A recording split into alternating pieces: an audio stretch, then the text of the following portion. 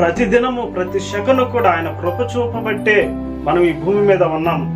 ఈరోజు చనిపోవలసిన నువ్వు నా ఒక్క వాక్యమును చూస్తున్నావంటే, ఈరోజు ఎన్నో అవమానాలు నిందల గుండా వెళుతున్నటువంటి నీవు ఈ రోజు ఈ యొక్క వాక్యమును వీక్షిస్తున్నావంటే అది కేవలం దేవుని కృప మాత్రమే. హల్లెలూయా, దేవునికి మహిమ కలుగును గాక. చూడండి ప్రియులరా, కొన్ని లక్షల మంది, కోట్ల మంది ఎక్కడ పట్టినా తల్లిజాడ పిల్లకి లేక, పిల్లజాడ తల్లికి లేక ఎంతో మంది అనాథలై కన్నీరు కార్చుకుంటూ మరి ఎంతో వేదనతో మరణించినటువంటి వాటిని మనం చూసినప్పటికీ కూడా దేవుడు మనలోని సజీవుల లెక్కలో ఉంచి అందును బట్టి దేవుని మనం స్తుతించే వారిలాగా ఉండాలి.